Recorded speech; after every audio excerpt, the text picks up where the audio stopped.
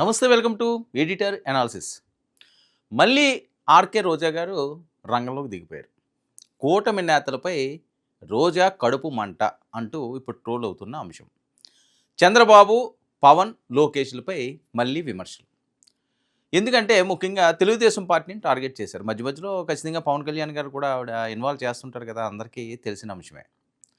మహానాడు అంగరంగ వైభవంగా మహానాడికి సర్వం సిద్ధమైంది. 27, 28, 29 తేదీల్లో నెల్లూరులో ఆ మహానాడిని వాయిదా వేసుకోవాలంటూ ఆవిడ ఉచిత సలహా ఇచ్చింది.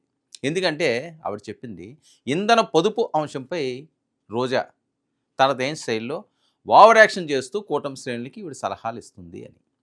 ఇంధనాన్ని పొదుపుగా వాడుకోవాలని ప్రధానమంత్రి గారు పిలుపునిచ్చారు. దేశమంతా కూడా ఇచ్చారు, ఒక ఆంధ్రప్రదేశ్కే కాదు. దాన్ని ఆచరణలో ఇమ్మీడియట్గా పెట్టిన చంద్రబాబు, పవన్ కళ్యాణ్, లోకేష్.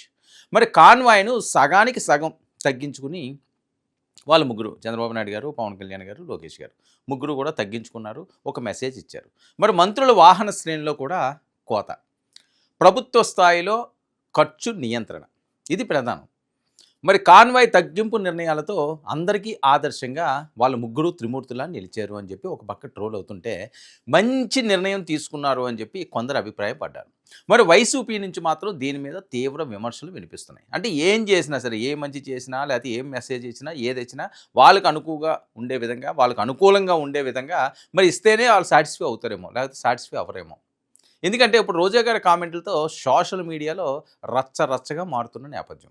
రోజాను ఉతికి ఆరేస్తున్న కూటమి శ్రేణులు వాళ్ళు ఊరుకుంటారు, అస్సలు క్షమించరు. అసలు రోజా ఏం మాట్లాడుతున్నారంటే, మహానాడు వాయిదా వేయాలి, మహానాడు ఖర్చులపై ప్రశ్నలు, మహానాడు వలన ఇంధన వినియోగం భారీగా ఉంటుందని ఆవిడ మాట్లాడడం. మరి తెలుగుదేశం పార్టీపై తీవ్ర విమర్శలు కూడా ఆవిడ తమదైన స్టైల్లో గుప్పించడం మొదలుపెట్టారు. ఇక రోజా సలహాలకు టీడీపీ శ్రేణులు రివర్స్ అటాక్కి దిగారు, కౌంటర్లు ఇచ్చారు. మహానాడు సంప్రదాయ కార్యక్రమం అని వాళ్ళు వాదన. ఎన్టీఆర్ కాలం నుంచి ఆనవాయితీగా అది వస్తుంది, అది నీకు తెలియదా? నువ్వున్నప్పుడు కూడా మహానాడు జరిగినాయి కదా ఆర్కే రోజా, గతం మర్చిపోయావు, ఇప్పుడు నీకు నచ్చినట్టుగా మాట్లాడుతున్నావు, నువ్వు తెలుగుదేశం పార్టీకో లేకపోతే కూటమికో సలహాలు ఇచ్చేంత సీన్ నీకు లేదు అని చెప్పి వాళ్ళ స్టైల్ ఎలా ఉంటుంది, వాళ్ళ రివర్స్లో మాట్లాడితే వేరే లెవెల్లో ఉంటుంది. అది అందరికీ తెలిసిన అంశమే కదా. ఇప్పుడు రోజా గారిని ఆ రకంగానే బాదుడు. మరి ప్రభుత్వ ఖర్చు, పార్టీ ఖర్చు వేర్వేరు అని వాళ్ళు వాదన. అసలు రోజా కడుపు మంటకు కారణం ఏంటి? ఇది సోషల్ మీడియాలో జరుగుతున్న చర్చ. ఏడాదికి ఒకసారి జరుపుకునే మహానాడుపై ఎందుకు ఆవిడకి ఇంత అక్కసు ఉంటుందని మీ అధినేతను ప్లేనరీ గురించి అడగొచ్చుగా అంటూ టీడీపీ శ్రేణులు ఫైర్. ఎందుకంటే వీళ్ళు మహానాడు అన్న వెంటనే ప్లేనరీ కూడా ఉంటుందని చెప్పి ఈ మధ్యకాలంలో మనం ఎక్కువగా వింటున్నాం.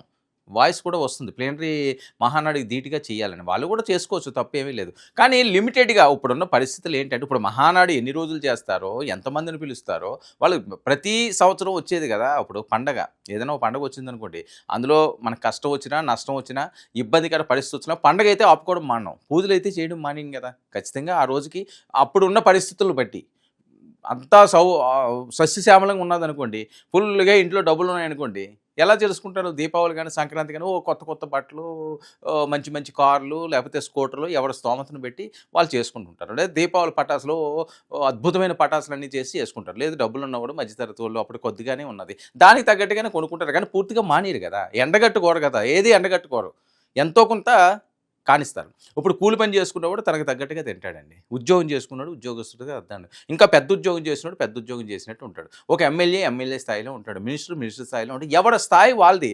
ఆ స్థాయిలో ఈ స్థాయి రాలేదు, ఈ స్థాయిలో ఆ స్థాయి రాలేదు ఉండదు. ఇప్పుడు ఏంటంటే ఓ పాండమిక్ సిచ్యువేషన్ వస్తుంది, కాదని అంటలేదు. ఇది ప్రపంచం మొత్తం ఉంది, not only Andhra Pradesh, not only Mahanadu అంశం ఇక్కడ.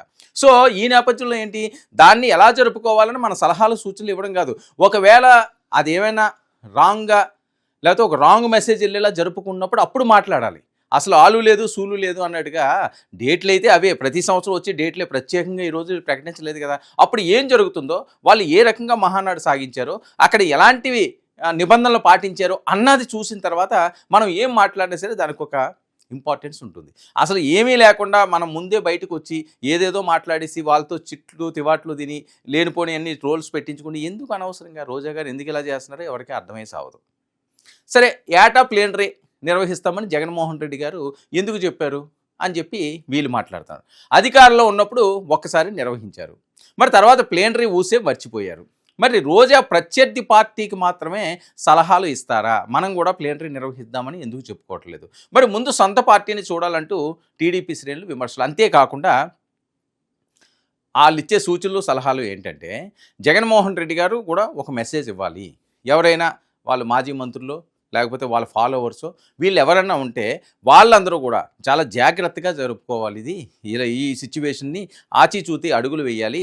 మీరు వెహికల్స్ ఏమైనా ఉంటే తగ్గించుకోండి, ప్రయాణాలు ఏమైనా ఉంటే కుదించుకోండి, ఈ రకంగా మాట్లాడాలి. ఈ రకంగా అక్కడ సలహాలు ఇవ్వాలి. జగన్మోహన్ రెడ్డి గారు కూడా దీన్ని స్ఫూర్తిగా తీసుకోవాలి. ప్రధాని మోదీ గారు చెప్పింది ఒక చంద్రబాబు నాయుడు గారికో, పవన్ కళ్యాణ్ గారికో, లోకేష్ గారికో కాదు కదా, దేశం మొత్తం చెప్పారు. ప్రపంచానికి అంతటికీ కూడా ఈ పరిస్థితి ఉంది ఇప్పుడు. సో ఆయిల్ మీద ఎఫెక్ట్ పడింది అంటే దాని ప్రభావం ప్రతి సామాన్య కుటుంబం మీద కన్నీరు కార్పిస్తుంది ఖచ్చితంగా. ఎందుకంటే ఒక రూ. 3 రూ. 4 ఈరోజు పెట్రోల్ ధరలు పెరిగినాయి అనుకోండి, సామాన్యమైన వస్తువులు కొనడానికి మధ్యతరగతి కుటుంబీకుడికి ప్రతి వస్తువు మీద 25-30 ఎక్స్ట్రా పడుతుంది. మీరు ఖచ్చితంగా మీరు ఎప్పుడైనా చూడండి ఇలాంటి సిచ్యువేషన్. రూ. 3 ఆయిల్ పెరిగింది అంటే రూ. 30 బాధారనమాట. ఎందుకంటే ట్రాన్స్పోర్ట్లు అంటారు, వేరేదంటారు. ఉల్లు అవనియండి, టమాటా అవనియండి, పప్పు దినుసులు అవనియండి, ఏదైనా ప్రతిదీ ఇంక పెరిగిపోద్ది. ఇంకేం లేదా, ఆయిల్ రేట్లు పెంచేశారు, మా ట్రాన్స్పోర్ట్ ఎక్కువైపోతున్నది అంటారు. ఎవరికి నచ్చినట్టు వాళ్ళు దోసేస్తారు. సో ఇలాంటి సిచ్యువేషన్లో మనం మాట్లాడవలసింది, అందరూ దీన్ని పాటించండి, తక్కువ ఖర్చు చెయ్యండి. ఏవైనా అవకాశం ఉంటే కారు ఉన్నవారు, 2 వీలర్ ఉన్నదనుకోండి, 2 వీలర్ మైలేజ్ ఎక్కువ వస్తుందిగా 2 వీలర్ మీద వెళ్ళండి. లేదు అంతకంటే ఇంకా తక్కువ అనుకోండి, మెట్రోలు ఉన్నాయనుకోండి, మెట్రోల్లో వెళ్ళమనండి.